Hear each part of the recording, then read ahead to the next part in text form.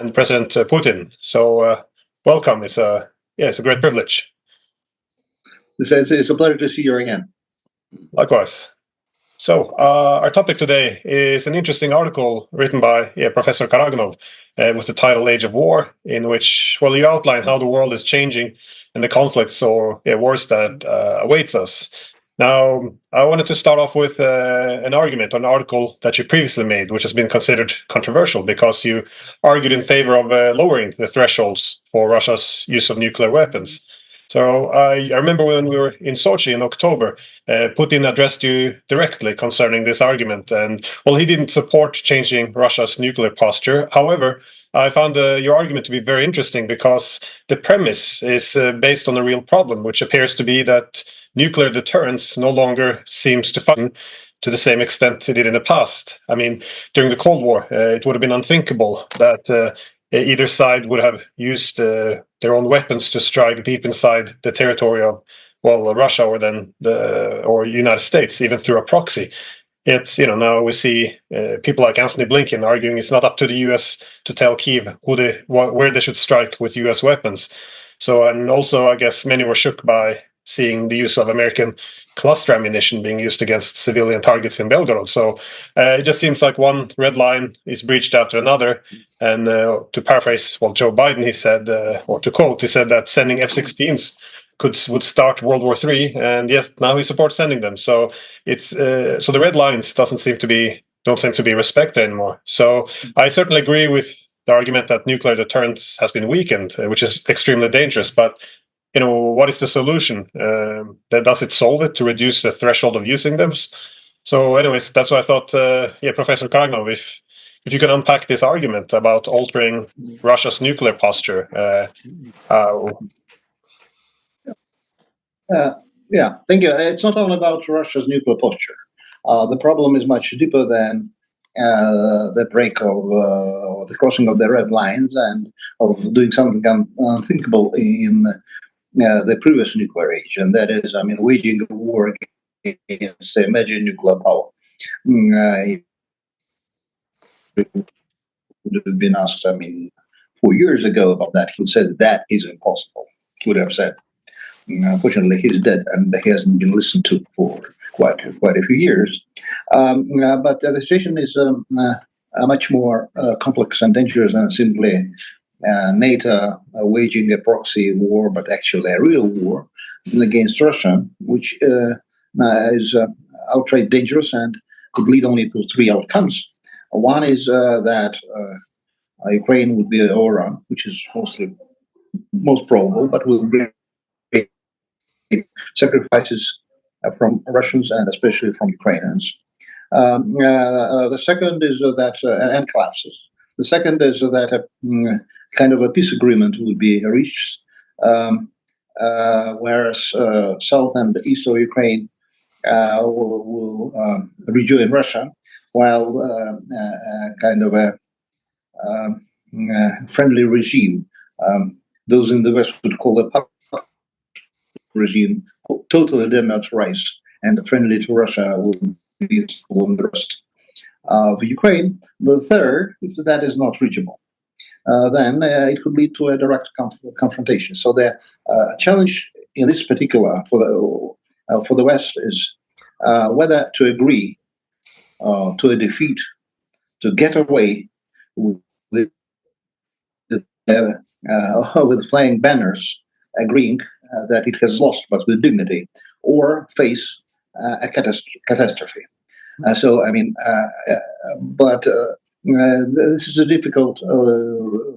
Russia is winning this war and will be winning this war, whatever happens. The problem is the cost for the world and for Ukrainians and for Europe. If it comes to God forbids, for a necessity to strike several European countries, which we have a first strike doctrine in principle, as well as the United States. And as I argue, it is a viable option, though I beg the Almighty that we wouldn't be necessitated to do that. But the problem is even deeper. Due to the tectonic shifts in the world system, the whole system is shifting. The whole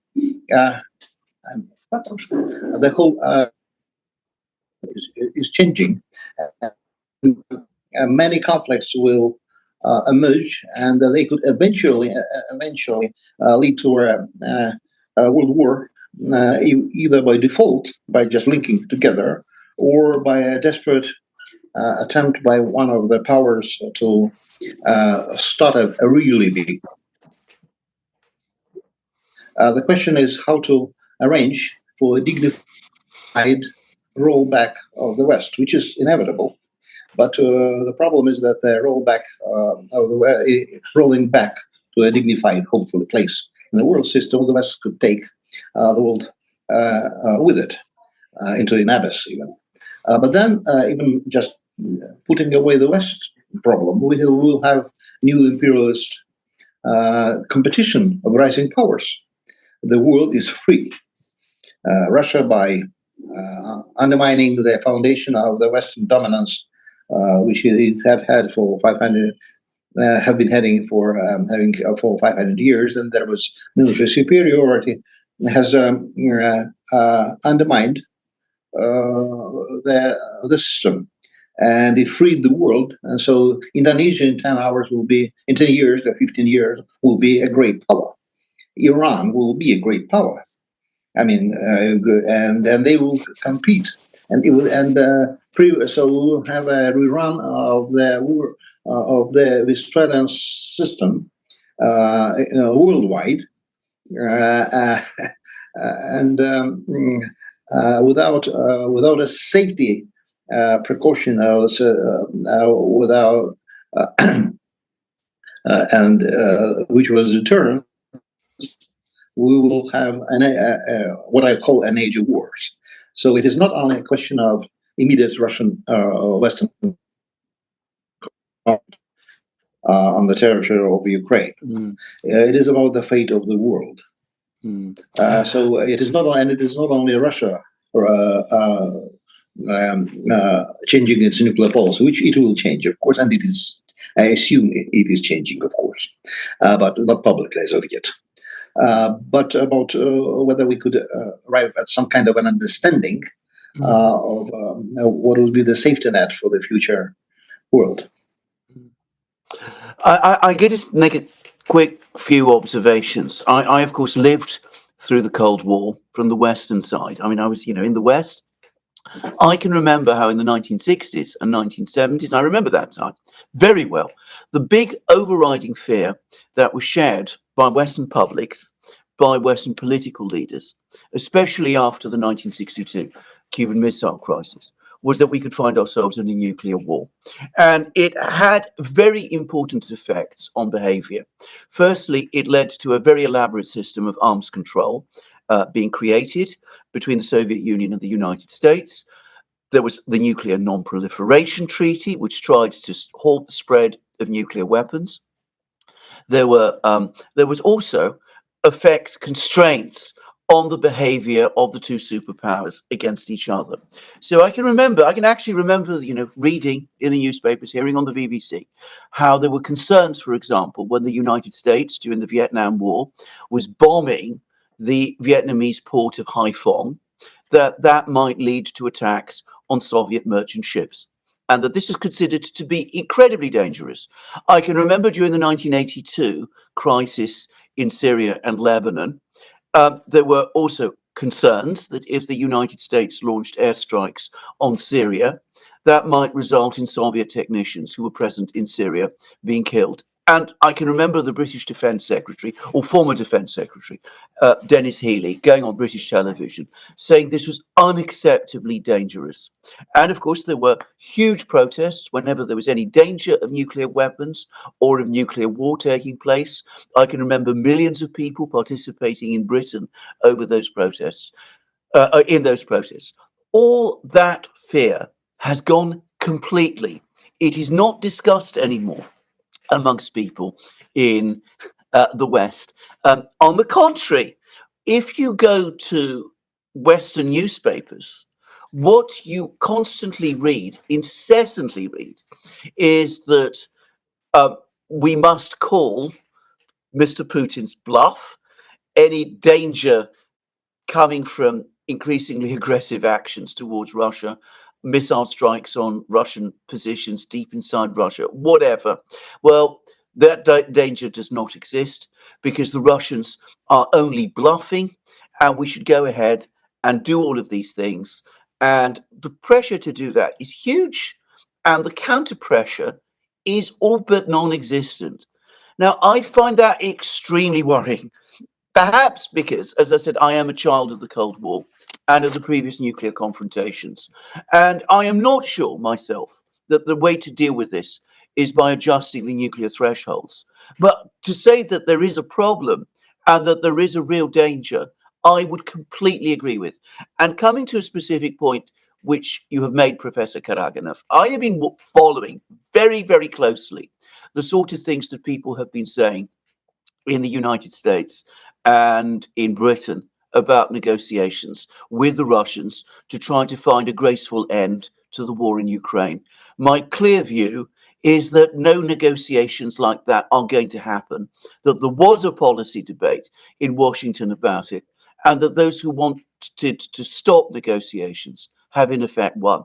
So that is my concern. I think we are drifting into exactly the situation which you said, a defeat for the West in Ukraine, no negotiations at all, and at the same time, a very alarming situation where people no longer fear or even talk about the danger of nuclear war. Well, you're quite right. I call it strategic parasitism or parasitism, whatever it sounds. The problem is that over the last 70 years, because nuclear weapons provided us with a relative peace, or us in the East and West, people get used to it. They forgot about what war is. And we have a generation, especially in the West, of people who do not understand what is war. So it's not only that they are afraid of nuclear weapons, they are not afraid of war anymore. This is, I would say it's not,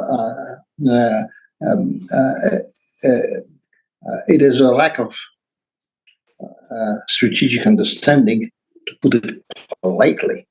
They are living in a very strange world. And the reasons why I opened up this debate was to sober up the populations of and elites of the Western countries, but also in my own country, because many people forgot about what war was. However, of course, the fear and remembrance of wars is much vivid here as well as in Asia. So the question is just to restore the feeling of self-preservation. And that's why it's not only lowering thresholds, it's just reminding people that they are going into an abyss. And the world is now, as I understand, is much more dangerous at any time. And will be more and more dangerous if we not change the course than any time since 45, but the Cuban Missile Crisis, which was even in 46, 47, I am a historian of Cold War and historian of strategy, there was no real possibility of a war. And even there was no real possibility of a nuclear war. And then the first strike strategy of the United States and NATO was a fake. I know that for sure, because when the Americans understood that the Soviets got a reliable possibility of delivering a couple of warheads on their territory, they just stopped even thinking about it. They were planning, they were bluffing, but that was not an issue. But now they forgot about it. And what is really dangerous in this world is that Secretary Blinken and then his president went on record saying that the climate change is equal or even more dangerous than a nuclear war. I mean, that means that these people are mad, and I call on, quote unquote, I mean, deep state or oligarchy in the West, whomever they are, to change these people and to sober up the elites and European elites, as unfortunately I know I was a part of them and I know them well, have lost their strategic class. Well, I mean, there are no strategic thinkers in Europe except for 2 or 3. In the United States, probably they remain, but we see what the heads of the American states are telling us. So the question is how to reinstall the nuclear fuse before it is too late. And it is not about, that's why I'm in my future work, I will say that Russia has not only a necessity, but even an obligation to lower the nuclear threshold to save the world from people who got insane. And I will soon argue for a necessity, for example, to start trial tests of nuclear weapons, even up to repeating, I mean, something like the King of Bombs, which was blown in the north. I mean, so just to remind people what hell is. But I hope that we will stop before that. And this is one of the steps on the ladder of escalation, which I have been arguing for. But we hope that people will get sober. There are signs, though, that at least in the United States, people are getting a bit more sober. Now, they are, if until early summer this year, they have been saying Russian will never use. Europeans continue to do that because they have lost any sense of self-preservation. Since summer, Americans stopped saying. They were saying that there is a possibility of using how to avoid that. Lately, they have been telling that United States, in very serious ways, that the United States will lose a war if it starts. And even started to plan how to persuade Russian military not to obey to the orders of political leaders if the orders are to use nuclear weapons. Hopefully, the sobering up will continue, but I'm not sure whether it will not be too late. But again, it is not only United States and Europe, which is, I mean, the whole world is becoming different, and there will be new, what I call neo-imperial rival. Before the new balance will be settled. And unfortunately, I do not see any other way but to reinstall the nuclear fuse. And I think it's not only in order to win the war against the West and Ukraine, it will be won, whatever the cost. Hopefully, our West. What do you say to the partners who understand they will be destroyed, or they will have a rerun of the Afghan scenario, or they will retreat with flying banners in a dignified manner. But already 500,000 Ukrainians have been killed, and I think over 1 million were or more died indirectly. Tens and tens of thousands of Russian troops were killed, and it will continue. So I would love to stop that before. The West has lost this war, and it should retreat. And I advise them and call on them to retreat with dignity.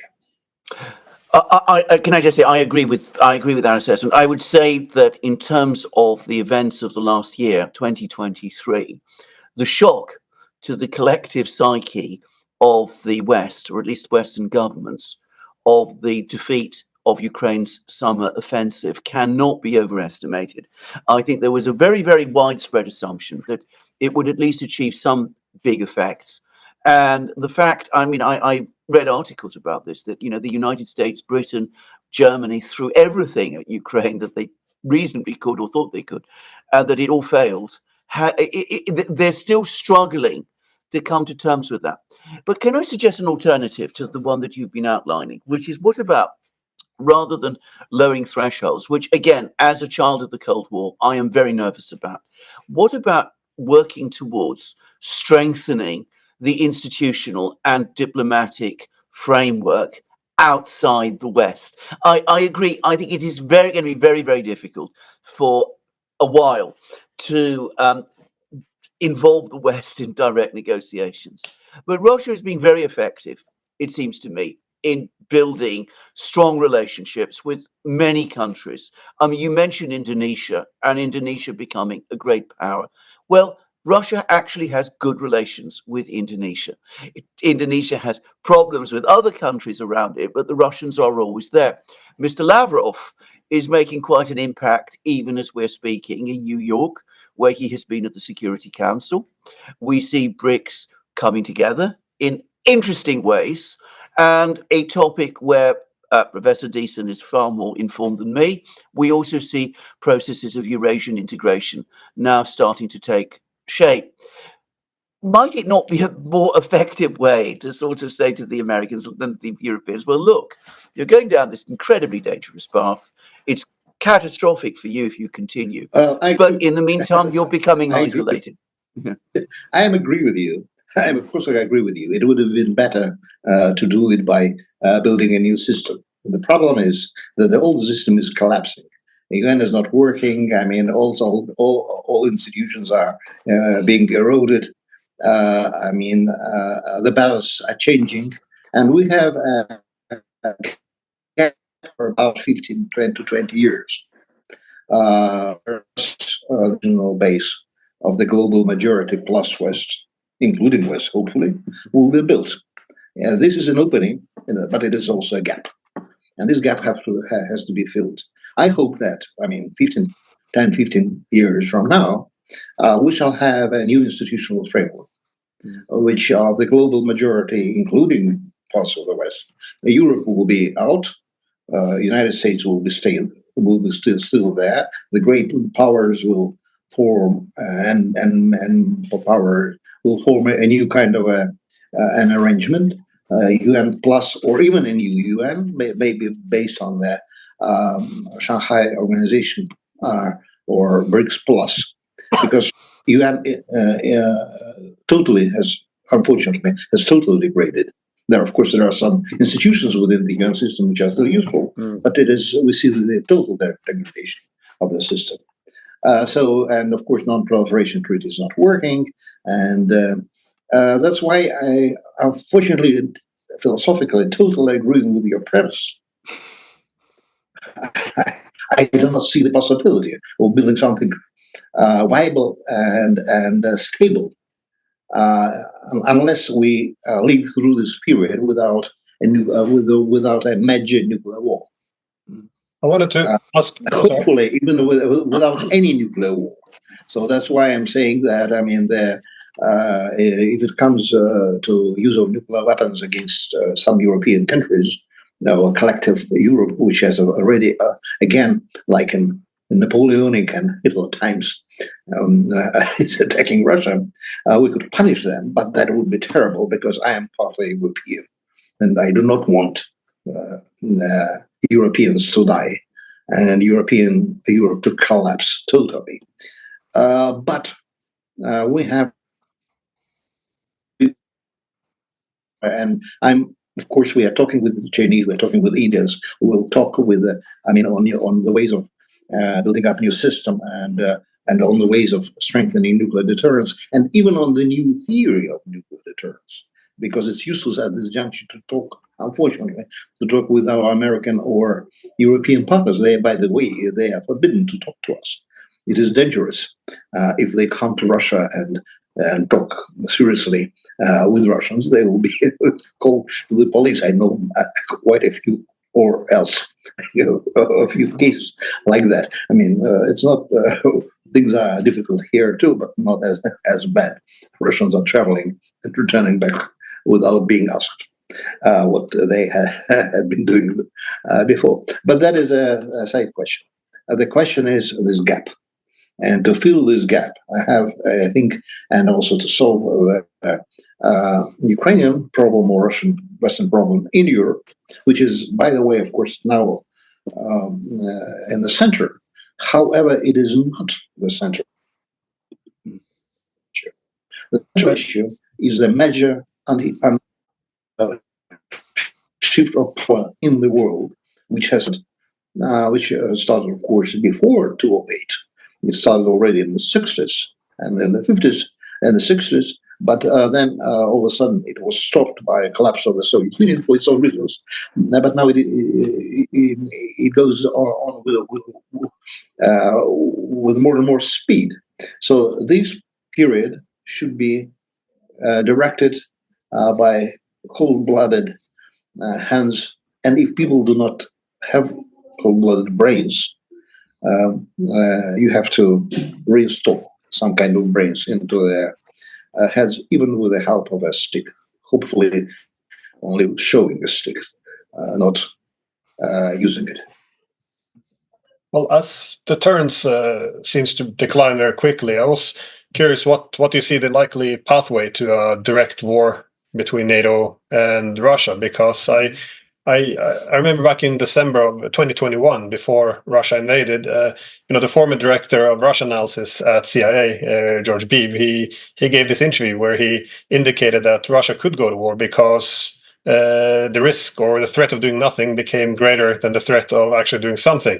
Because, well, the summary of his argument was the United States was, modernizing the ports in Ukraine to fit their warships. They were entrenching themselves in Ukraine, and if Russia doesn't do anything now, in a couple of years, it will be impossible to change this projection. So, and it reminds me also what William Burns, the now director of CIA, argued that if they continue to push into Ukraine, Russia will invade, even though it wouldn't want to do so. Anyways, my point is that it seems like a similar situation appears to develop now, because we see United States and NATO seemingly can attack inside Russian borders with impunity. And again, if Russia responds directly to NATO, then there will be a possible NATO-Russia war. However, if Russia fails then to respond, then it may signal that it red lines doesn't matter and it can be trampled. So this is a problematic dilemma, it would seem. Again, I'm not advocating any retaliation against NATO country. It seems like this would be a possible pathway to a war. I'm just, how do you assess it? As I've said, I do not think that there is a possibility of a major Russian-NATO conventional war. I'm afraid that if NATO gets involved, or Russia gets tired of defeating NATO in Ukraine, nuclear weapons would be used, and NATO would be devastated. So several European countries will suffer.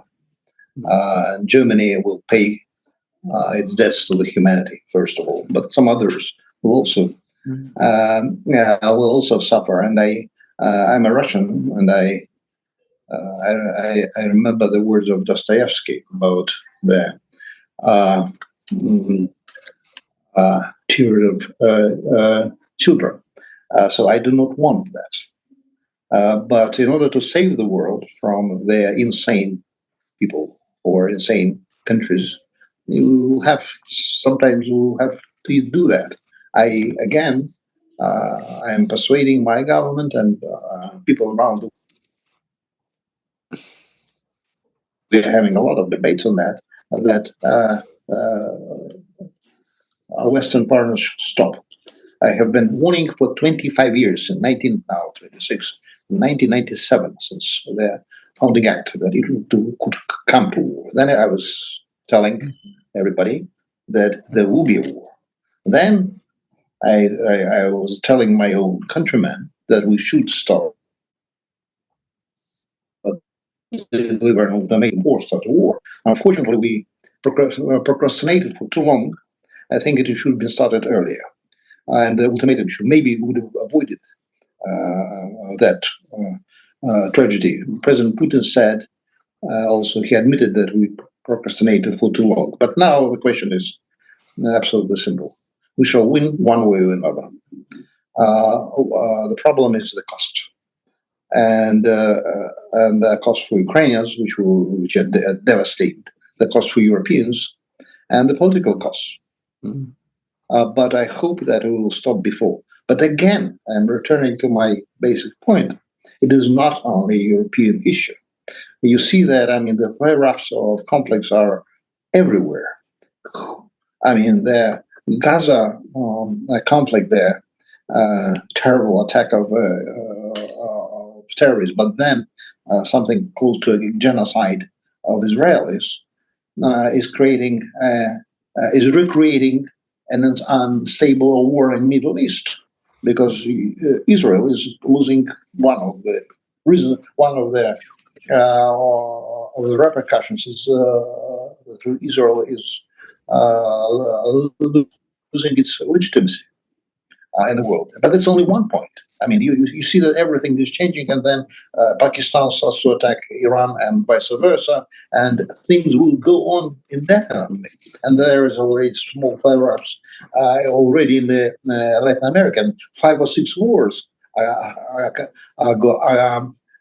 going already on in Africa. Nobody pays attention to that. Let Africans die because the Western press is not interested. But people are dying.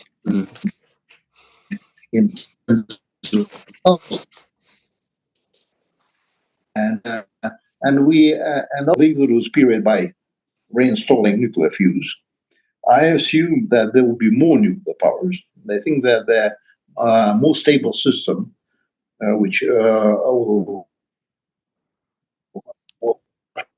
have something like 12 to 14 nuclear powers eventually, and then these powers will start to build a new balance and more fair system. But again, the question is, and I assume that will happen. Our policy towards what we call world majority, and we have just put on that, is aimed at that, and this report has been widely supported by our government. But before that, to arrive in this world, we have to first to reinstall the fuse. Otherwise, we are doomed. And that is my real concern. Again, of course, I'm really unhappy that people are dying. But as let me call myself, quote unquote, strategic thinker and a historian, I know where we are going for sure. I've been predicting a war over Ukraine for 25 years. Now I'm saying that if we do not stop the slide towards a third world war, and I see only one means of that at this juncture, unfortunately, that is by reinstalling the nuclear fuse, hopefully without using nuclear weapons. But I will continue to call on my government, and we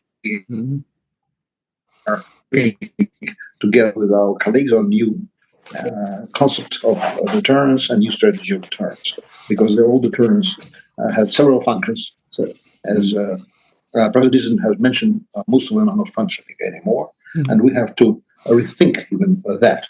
But we have to eventually to come to a conclusion that the world to be built will be the world without war.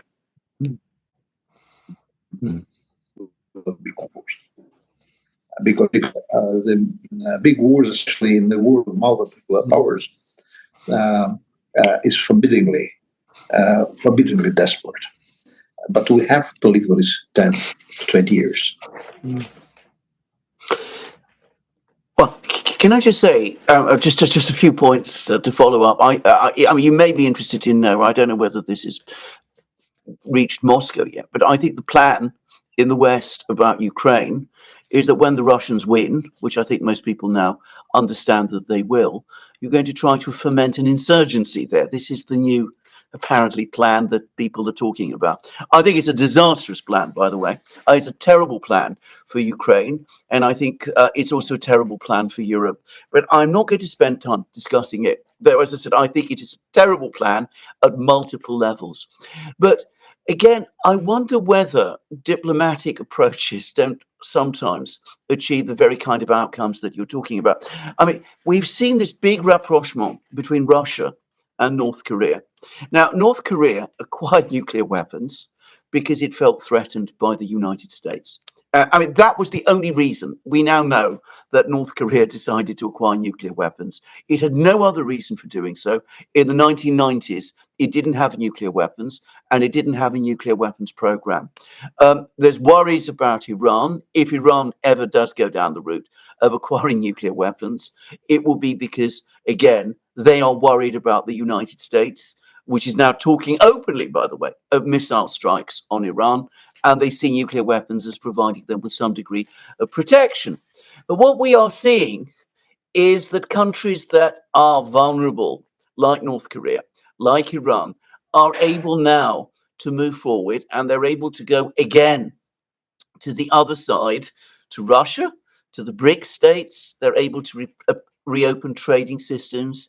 They're able to establish alternative security arrangements, which does provide a degree of deterrence which hadn't existed before, and does perhaps construct to some extent or accelerate the construction of this security architecture, bringing in other powers, other rising powers that you've been saying.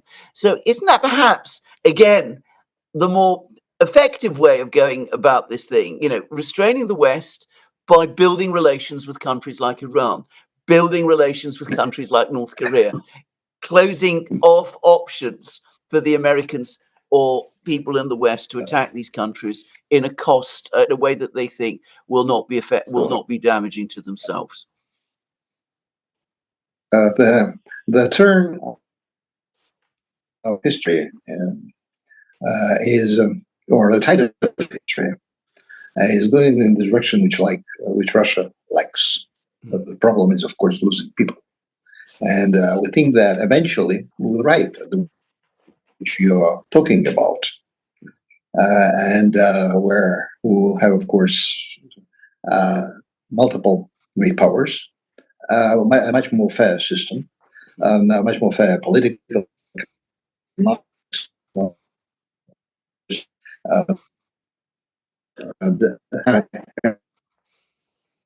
We'll have multiple currency systems. We'll have new arrangements. Everything will be excellent. I really regret that I'm so old, because the world which I envisioned with the third World War looks very promising for me. Multicultural. I mean, much freer. But we have to come to this world, and also understanding that this much freer world will also have a lot of problems, which also should be taken care of. Now we have several revolutions in the military sphere, which already are visible. So we have to stop the several new arms races. I mean, now we have the multiplicity of very cheap missiles. I mean, there's all kind of flying objects could make our life hell, and they are God-sent weapon. Forbid me for being so nasty to the terrorists.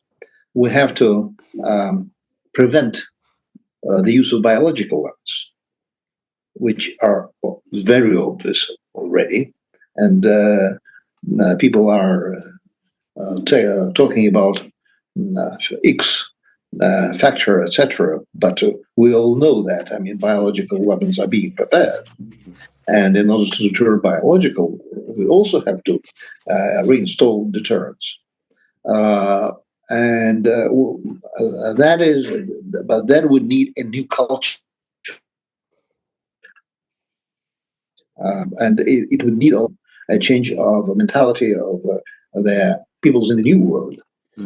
People in Indonesia or in Pakistan or in the Arab world do not yet understand, for example, the threat of biological weapons, which is almost as bad as nuclear ones, if we permit them to develop. But these are many factors which I described in my article on the age of wars. So we have to reinstall fuses, and for that it is obligation. I think it's obligation of my country. Nobody else could do that at this juncture, but to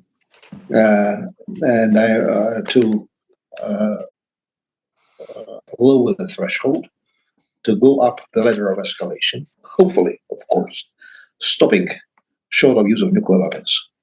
But if people do not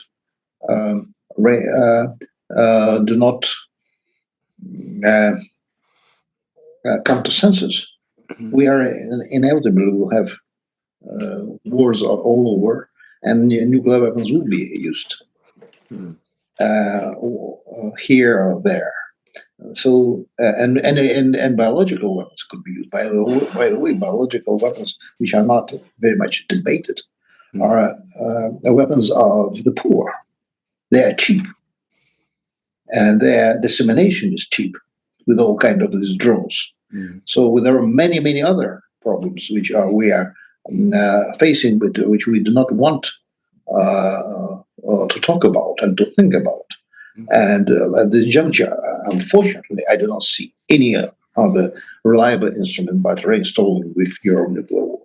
I'm sorry to say that, and I had all kind of moral problems thinking about that for several years before I restarted the debate on nuclear weapons and on nuclear deterrence, because I knew that their action would be harsh, and I invited fire on myself, which I'm happy to do, because I think I have helped not only on my country, but I hope to help the humanity to get over this period relatively peacefully. Well, we appear to be running out of time, which is a great shame, because your article also encompasses a lot of other interesting points. You addressed the perhaps need of reforming capitalism, as due to the continuous growth being measured in ever more consumption. You discussed the digital technologies of dumbing down rather than inform, the traditional habitats, people being divorced from it, which reminded me a bit about Durkheim's studies of the industrial revolution in France. So it was a lot of interesting topics. Perhaps we get to cover this on some other point in time. We have to have a conference on all these issues, and actually these 13 or 14 topics which I put down on the table which I put down on the table were only invitation to a larger discussion, but I hope that I will come down to a thorough and thoughtful discussion on that. I think we would welcome that. Thank you very much. I think that'd be very interesting. Thank you very much. Thank you.